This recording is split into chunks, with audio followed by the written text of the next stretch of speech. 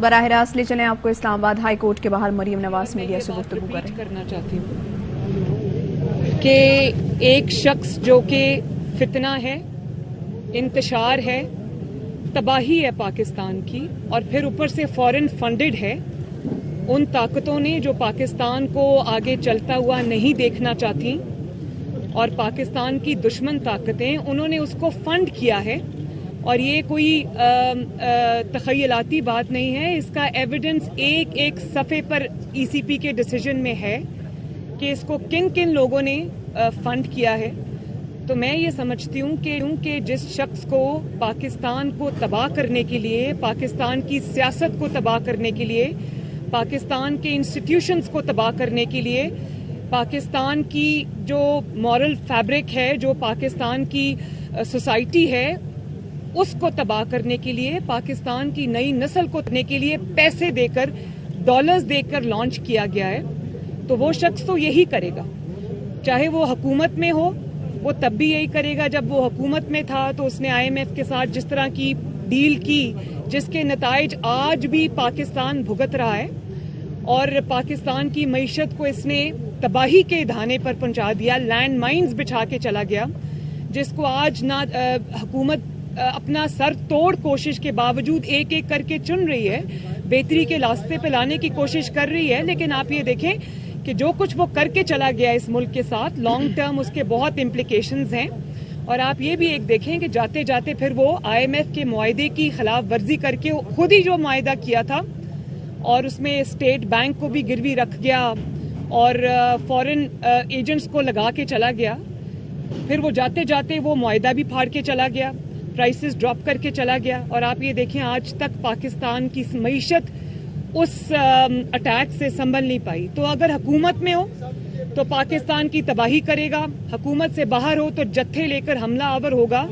تو میں یہ سمجھتی ہوں کہ سارے جو انسٹیٹیوشنز ہیں، سب انسٹیٹیوشنز، چاہے وہ عدلیہ ہو، چاہے وہ افواج پاکستان ہو، چاہے وہ پولیٹیکل فریٹرنیٹی ہو، چاہے وہ حکومت ہو، میں سمجھتی ہوں کہ سب کو اس چیز پہ کنسنسس ہونا چاہیے کہ یہ ایک فتنہ ہے جو تباہی کے لیے لانچ کیا گیا ہے، جس کی شر سے نہ کسی کا بیٹا محفوظ ہے، نہ کسی کی بیٹی محفوظ ہے، نہ کسی کی بیوی محفوظ ہے، نہ کسی کا کوئی رشتہ دار محفوظ ہے. تو یہ اس شخص کو جس طرح جو جج تھیں زیبا، جس طرح سے اس نے اس کو جلسے میں کھڑے ہو کے ان کے بارے میں اس طرح کے کلمات ادا کیے، میں سمجھتی ہوں کہ یہ شخص وہی کر سکتا ہے جس کی یا تو دماغی صحت جو ہے وہ جس کی سینٹی کوشچن پہ ہو، یا پھر وہ شخص جس کو پیسے دے کر، جو کہ ثابت ہو گیا اس ملک کے خود کی تباہی کے لیے لانچ کیا گیا. اور دوسری آپ نے سیلاب کی بات کی. ہمارے ملک پر ایک آفت آئی ہوئی ہے، اللہ تعالیٰ سیلاب زدگان کو جلدی ان کے اب گھروں میں آباد کرے. حکومت پوری کوشش کر رہی ہے. ایک چیز میں آپ کو بتا دوں، شہباز شریف صاحب کی کسی صوبے میں حکومت نہیں ہے، لیکن شہباز شریف صاحب یہ دیکھے بغیر کہ کون سا صوبہ کس جماعت کے پاس ہے یا کس جماعت کی حکومت ہے کس صوبے میں، وہ ارسپیکٹو آف دیٹ وہ ہر جگہ جا رہے ہیں، روز جا رہے ہیں، ایکچولی جا کے مدد کر رہے ہیں. یہ نہیں کہ ٹی وی پہ بیٹھ کے ایک ٹیلیتھون کر دی، 5 ارب روپے جمع ہو گئے، بعد میں پتا چلا کہ وہ 5 ارب روپے جو ہیں وہ سوشل میڈیا کے اوپر وہ امداد بھی ڈاؤن لوڈ ہو گئی، راشن کے پیکٹ بھی سوشل میڈیا پہ بٹ گئے اور پھر سوشل میڈیا پہ ہی وہ بانٹے گئے. اور اصل میں کیا ہوا کہ جو ٹیکس پیئر کا پیسہ ہے جو اس وقت آپ کو لگانا چاہیے تھا سیلاب زدگان کے اوپر، آپ اس کی ایکسپینس کے اوپر آپ عمران خان صاحب ہیلی کاپٹر یوز کرتے ہیں، گاڑیاں یوز کرتے ہیں، سیکیورٹی یوز کرتے ہیں اور جاتے ہیں فوٹو سیشنز کے لیے. سیلاب زدگان کو یہ مدد کی ضرورت نہیں. ان کو یہ احساس ہونا چاہیے کہ پنجاب میں ان کی حکومت ہے اور کے پی کے میں ان کی حکومت ہے، اور یہی 2 جگہیں ہیں جہاں پر بہت بڑے فلڈز آئے ہوئے ہیں. تو آپ جس جگہ پہ آپ کی پاکستان کے سب سے بڑے صوبے میں آپ کی حکومت ہے، کے پی کے میں آپ کی حکومت ہے، تو آپ فیڈرل گورنمنٹ کے اوپر سب کچھ ڈال کے پتلی گلی سے فرار نہیں ہو سکتے. آپ کا سب سے بڑا سٹیک ہے اس گورنمنٹ میں، آپ ذمہ دار ہیں. اس جگہ پہ کھڑے ہو کے گناہ کرتی ہے تو کیا آپ اس کی مخالفت کریں گے؟ دیکھیں، میں ایک تو جب یہ سوال اٹھے گا قبل از وقت میں اسپیکولیشن پہ اس کا جواب نہیں دینا چاہوں گی. یہ گناہ ہے یا نہیں؟ ایک سیکنڈ. دوسری بات یہ کہ جس شخص نے یہ کنٹروورسی جان بوجھ کے چھیڑی ہے اس شخص کا نام فتنہ خان ہے. اس کا کام ہی فتنہ ڈالنا ہے. اور میں اب وہ کسی ایک بیان پہ اپنے ٹک جائیں کہیں. آپ دیکھ لیں کہ جب وہ گورنمنٹ میں تھے اور ایک پیج پہ تھے تو وہ سپہ سالار کی تعریفیں ہمیں دن رات سننے کو ملتی تھی. پھر ایک وقت ایسا بھی آیا جب وہ حکومت سے نکالے گئے، ان کو میر جعفر کہا اور پھر ان کو نیوٹرل کہا، جانور کہا، اور اب اچانک اگر وہ اس بات پہ آ جائیں کھڑی ہیں. میڈم یہ فرمائیے گا کہ خان صاحب نے کہا ہے کہ اگر الیکشن کی تاریخ دی جائے تو تمام چیزوں پہ بات کر سکتے ہیں، مذاکرات کے لیے وہ تیار ہیں، اور شہباز چودھری صاحب کے حوالے سے بھی کہا ہے کہ میں معذرت کرنے کے لیے بھی تیار ہوں. دیکھیں، میری بات سنیں. پہلے آپ کسی کی عزت اچھال دیں، کسی خاتون جج کو آپ اس کی تذلیل کریں ایک جلسے میں کھڑے ہو کے، بعد میں آپ آ کے معافی مانگ لیں، تو یہ تو چیز ایکسیپٹیبل نہیں ہے نا. کہ جو کچھ آپ نے کرنا تھا وہ کر دیا، اس کے بعد ڈیمیج کنٹرول کے لیے کیونکہ اپنی ذات پہ بات آ گئی ہے تو ڈسکوالیفیکیشن سے بچنے کے لیے آپ یہ کر دیں. یہ ایسا نہیں ہوگا. یہ ہم سن کے ہمارے کان پک گئے کہ لا کی نظر میں سب برابر ہیں، اور یہی کام اگر کسی ایسے انسان نے کیا ہوتا جو سیاسی نہ ہوتا یا سیاسی لیڈر نہ ہوتا تو وہ بیچارہ تو ابھی نہال ہاشمی کی طرح، طلال چودھری کی طرح، دانیال عزیز صاحب کی طرح کوئی بیچارہ اگلے 5-10 سال کے لیے ڈسکوالیفائی. انہوں نے تو کیا ہی کچھ نہیں تھا. معافی مانگنے کے باوجود نہال ہاشمی صاحب کے ساتھ یہ ہوا. تو اس لیے کوئی بچ کے نکل جائے کیونکہ اس نے سیاسی جماعت کا لبادہ اوڑھا ہوا ہے تو یہ قابل معافی نہیں ہے چیز. اور ججز کو بھی میں یہ ریکویسٹ کروں گی کہ ان کو اس چیز کو دیکھنا چاہیے کہ وہ کیوں ایک فتنے کو مضبوط ہونے کا انجانے میں موقع دے رہے ہیں. کل کو کسی کا گھر، کسی کی عزت جو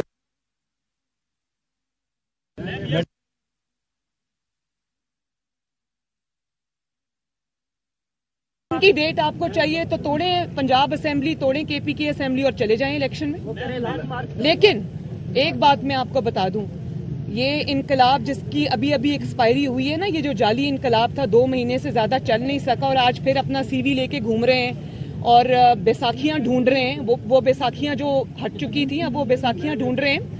تو یہ جو جتھے لا کر پریشر ڈال کر جو الیکشن ہو یا کوئی اور ہو، یہ کوئی جتھوں کے ساتھ پریشر کے ساتھ کوئی جو بھی یہ بلی کرنے کا طریقہ ہے نا، اس پہ نہ حکومت کو اس انسان کی کوئی بات سننی چاہیے، نہ اس کو کوئی سٹیک ہولڈر سمجھنا چاہیے. یہ پاکستان کی تباہی ہے، سٹیک ہولڈر نہیں ہے. میڈم خان صاحب نے روا ماہی احتجاج کی کال دے دی ہے. وہ جب بھی سیاسی گراف دیکھیں تو جب بھی کال دیتے تو لوگ ان کے ساتھ نکلتے ہیں، اور اسی ماہ سوری آپ کا سوال غلط ہے. جب بھی وہ کال دیتے ہیں لوگ نہیں نکلتے. Madam last time I am sorry, آپ کا سوال غلط ہے.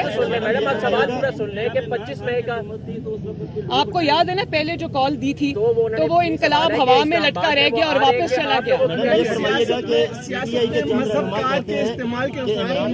ایک سیکنڈ پلیز، 1 by 1. میں ہوں نا ادھر ہی ہوں، سب کے سوال لوں گی. جی، سیاست میں مذہب کارڈ کے نقصانات ہم نے دیکھے، ہمیشہ نقصان ہوا ہے. جو جاوید لطیف نے مذہب کارڈ استعمال کیا ہے، کیا آپ کو درست سمجھتی ہے اس مذہب کارڈ استعمال؟ دیکھیں، میں ایک بات بہت آنیسٹلی سمجھتی ہوں اور اسی چیز کے میں خلاف ہوں کہ سیاست کے اندر مذہب ایک بہت عزت اور تکریم والی مقدس چیز ہے. اس کو سیاست جیسی گھٹیا چیزوں کے لیے، اپنی ذاتی سیاست کے لیے استعمال نہیں کرنا چاہیے. اور یہی وجہ ہے کہ میں نہیں اپنی ذاتی سیاست کے لیے، اپنے ذاتی مقاصد کے لیے میں کہہ رہی ہوں. سیاست تو بہت بڑی، سیاست تو عبادت ہے. اگر اس کو صحیح طرح سے، سیاست صرف اقتدار کی تگ و دو نہیں ہے، سیاست عبادت ہے. میں یہ کہہ رہی ہوں کہ اگر آپ اپنی ذاتی مقاصد کے لیے، اپنے ویسٹڈ انٹرسٹ کے لیے آپ مذہب کو استعمال کریں تو وہ بری بات ہے. اور دیکھیں، کیونکہ میں اس چیز کو بھگت چکی ہوں، میں اس چیز کی وکٹم ہوں. احسن اقبال صاحب نے گولی کھائی، نواز شریف صاحب کے اوپر انہوں نے کیچڑ اچھالا، اور نواز شریف جیسے پریکٹسنگ مسلم کے اوپر احسن اقبال صاحب بھی خاندانی مذہبی آدمی ہیں، ان کے مذہبی عقائد بھی بہت اسٹرانگ ہیں. ایسے لوگوں کو جب آپ توہین کا الزام لگاتے ہو تو ان جلسوں میں ان جو सिट इन्स थे, जो धरने थे, उनमें इमरान खान जाया करते थे। मेरी वालदा का इलेक्शन था, NA 120 हुआ करता था वो, मैं उनका इलेक्शन, जब उनको कैंसर हो गया वो चली गई, मैंने उनका इलेक्शन लड़ा। आप यकीन करें कि PTI ने अपना मुकदमा उधर लड़ा ही इलेक्शन जो है वो तौहीन के ऊपर है। तो मजहब को, और जिस जमात को इन्होंने मजहब के लिए इस्तेमाल किया, उनके धरनों में जाके शामिल हुए। जब अपनी हुकूमत आई तो मस्जिदों में घुस के उनको शहीद किया, उन पर गोलियां चलाई, निहत्तों को मारा। तो ये ड्रामा जो है ना, ये कौम के सामने आना चाहिए और इसको काइंडली मजहब की आड़ में छुपाने का मौका ना दें। मैं ये समझती हूँ कि जो शख्स, मजहब आपका जाती मामला है, ये आप नमाज पढ़ते हैं या कोई भी जाती अमल करते हैं, आपका इबादत जो है वो आपका और अल्लाह ताला का मामला है, लेकिन वो आपका जाती फेल नहीं रहता जब आप जलसे के सामने खड़े होकर आप ये कहते हैं कि नून लीग को वोट देना गुनाह है, मुझे वोट देना सवाब है, और अगर मेरे मेंबर कोई किसी जमात में गए तो वो शिरक है, जबकि वो ये भूल चुके हैं। अगर वो शिरक की, आपको पता भी है शिरक की डेफिनेशन क्या है? शिरक की डेफिनेशन है अल्लाह ताला की जात के साथ किसी को शरीक करना। तो आप मजहब, अपनी सियासत के लिए, अपनी घटिया सियासत के लिए आप मजहब की पूरी डिक्शनरी बदल रहे हैं, मजहब का मतलब बदल रहे हैं, मजहब का कॉन्सेप्ट बदल रहे हैं, और वो आपको भूल गया।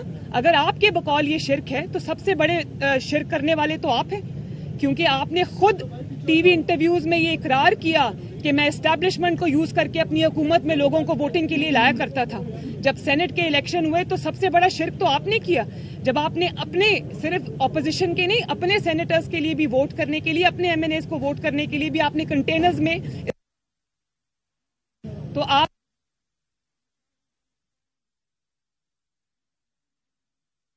होते हैं तो आपकी मजहब की डेफिनेशन बदल जाती। फिर मेरा जो बतौर मां और बतौर पाकिस्तानी, मेरी ये जिम्मेदारी है कि मैं इस चीज पे बात करूं। जब आप एक मजमे के सामने खड़े होकर आप मजहब को इस्तेमाल करते हैं, आप ये कहते हैं कि आप क्या तशरीह कर रहे हैं, आगे आपके नौजवान खड़े हैं, लोग खड़े हैं, वो अपने घरों में इन कॉन्सेप्ट्स के साथ जा रहे हैं, आप क्या कह रहे हैं उनको? आप उनको ये कह रहे हैं कि मैं आपको ला इलाहा इल्लल्लाह का मतलब समझाता हूं, और ला इलाहा इल्लल्लाह का मतलब जो है वो आपने बिल्कुल सियासत बना दिया।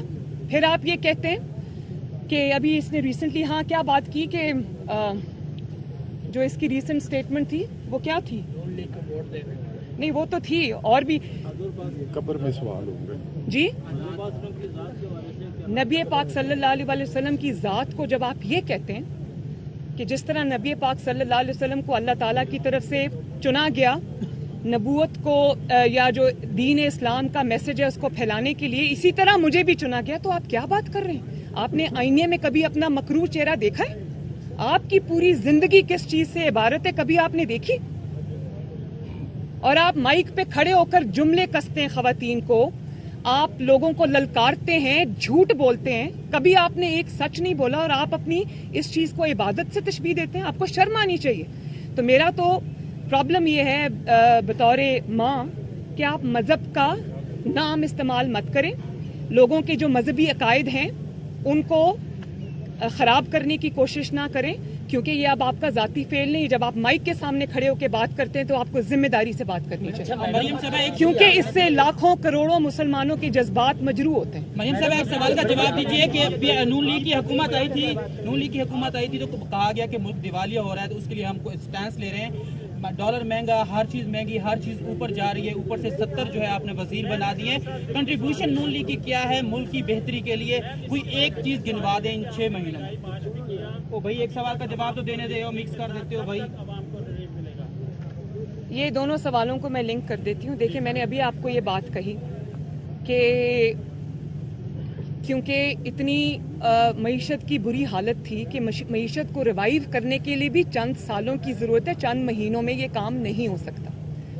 अब वो हुकूमत नहीं है जो हीरे की अंगूठियां लेकर फैसला करती है, या जो फाइलों पे दस्तखत कराने के लिए वो, या ज़मीन लेने के लिए उनको हीरों की अंगूठियां या रिश्वत की ज़रूरत है। ये वो हुकूमत है जो दिन रात एक किए हुए मुश्किल फैसले लिए हैं। मैं समझती हूँ, भले मैं उन फैसलों को सपोर्ट करूँ या ना करूँ, लेकिन ये बात सच है कि शहबाज शरीफ साहब ने मुल्क को डिफॉल्ट होने से बचाया है, और अब आहिस्ता आहिस्ता मईशत की रिवाइवल भी होगी इंशाअल्लाह ताला। ऊपर से ये सैलाब आ गया है, میں نے یہ بات بڑی کیٹیگوریکلی کہی ہے اور میں دوبارہ یہ بات کہتی ہوں کہ جب کوئی بھی تیل کی بجلی کی قیمتوں کو بڑھانے کا کوئی ڈیسیجن آتا ہے، میں اس ڈیسیجن کو سپورٹ نہیں کرتی، کیونکہ میری پہلی ذمہ داری جو ہے وہ عوام کی طرف ہے.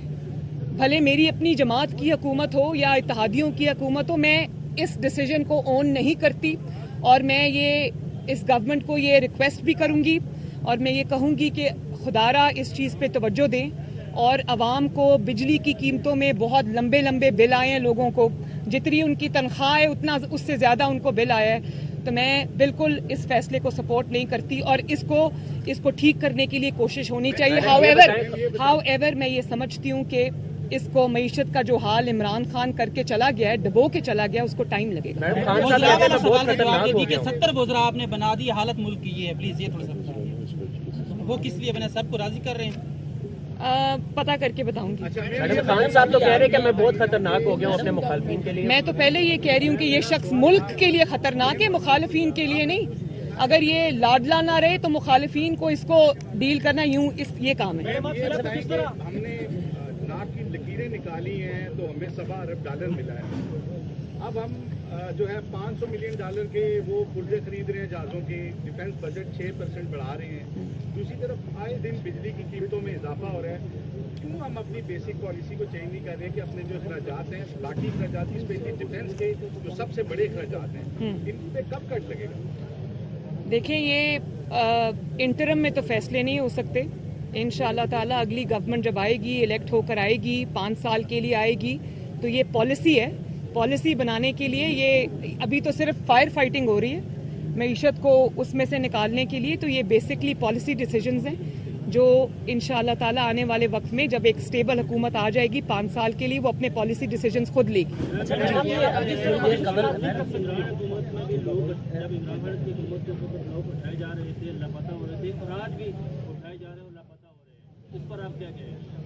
مجھے ابھی ایک صحافی صاحب، آپ نے شاید کوئی سوال پوچھا تھا تو میں نے ان کو یہ کہا کہ مجھے بڑی خوشی ہے کہ شہباز شریف صاحب نے وہ مدثر نارو کا جو کیس ہے اس کو ٹیک اپ کیا ہے اور مجھے امید ہے کہ انشاءاللہ تعالی وہ اس میں کچھ نہ کچھ بریک تھرو کرنے میں کامیاب ہو جائیں گے. الیکشن جو ہے آپ پہلے ہوتے دیکھ رہے ہیں یا پھر حکومت جو ہے عمران خان جو اسلام آباد کا مارچ کر رہے ہیں، معاذ نہیں کرنے آ رہے ہیں، اس سے نمٹنے کی تیاری کر رہے ہیں، آپ کی کیا کہتے ہیں؟ میں تو پہلے یہ بات کہہ چکی ہوں. وہ آج کل کہہ رہے ہیں کہ میں نے بڑا ان سوئنگر کرایا، تو میں تو پہلے یہ کہوں گی کہ ان سوئنگر تو جس نے کرایا آپ اپنے پہلے کوچ کا نام بتائیں کہ کون سا کوچ ہے جو آپ کو یہ مشورے دے رہا ہے. اور دوسری بات میں نے آپ کو ابھی کہی ہے کہ عمران خان کا جو لاڈلا پن ہے اس کو پروٹیکشن دینے والے اگر اپنی اس چیز کو چھوڑ دیں، اس روش کو چھوڑ دیں، تو عمران خان کو سارٹ آؤٹ کرنا 3 دن سے زیادہ کا کام نہیں ہے. کیونکہ کون دے رہا ہے؟ یہ تو اللہ بہتر جانے کون دے رہے ہیں، وہی جو کوچ صاحب ہیں وہی دے رہے ہیں. اچھا میڈم، ابھی آپ نے نام ایک لیا اپنی پریس کانفرنس میں گفتگو کرتے ہوئے، ہونے جا رہے ہیں اور اس میں مسلم لیگ نون کو کون لیڈ کرے گا؟ دیکھیں آئیڈیلی انشاءاللہ تعالی جو الیکشن ہے وہ اپنے ٹائم پہ ہونا چاہیے. کسی بلی کے، کسی فورن فنڈڈ فتنہ کے پریشر پہ کوئی فیصلہ نہیں ہونا چاہیے اور الیکشن کو 5 سال بعد اپنے ٹائم پر ہونا چاہیے اور اپنے ٹائم پر امید ہے انشاءاللہ تعالیٰ کہ اپنے ٹائم پہ ہی ہوگا. دوسرا سوال کیا تھا آپ کا؟ نون لیگ کو کون لیڈ کرے گا؟ جب انشاءاللہ تعالیٰ ہم الیکشن کے قریب پہنچے.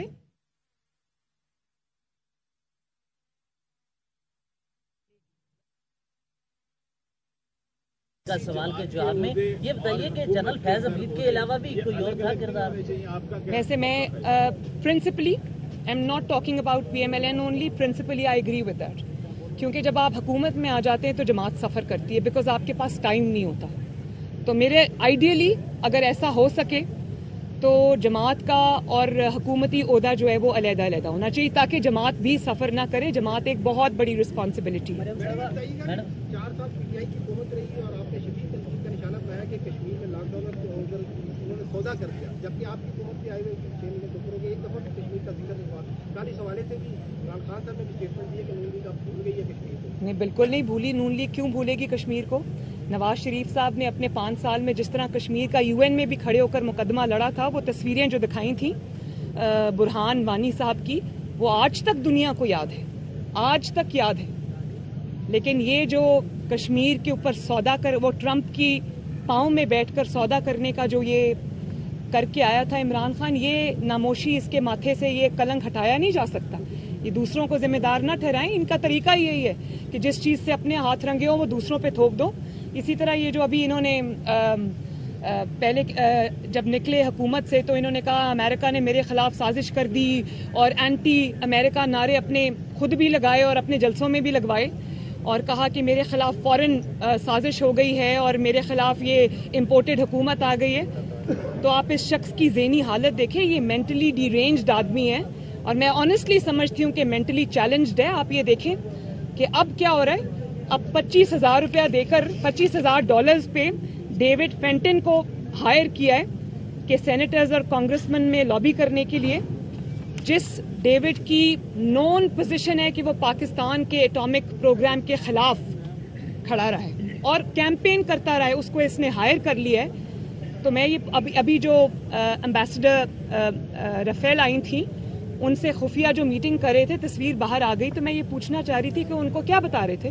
ان کو یہ بتا رہے تھے کہ میں نے پہلے یہ ڈرامہ کیا کہ مجھے امریکہ نے نکال دیا اور آج ریڈ کارپٹ بچھا کے ان کے استقبال ہو رہے ہیں. تو میں یہ سمجھتی ہوں کہ جس شخص کی ذہنی صحت درست نہ ہو، اس کی 3 دن پہلے کی جو اس کی اسٹیٹمنٹ ہے وہ آج کی اسٹیٹمنٹ سے نہ ملتی ہو، میں اس بندے کے بارے میں کیا بات کروں.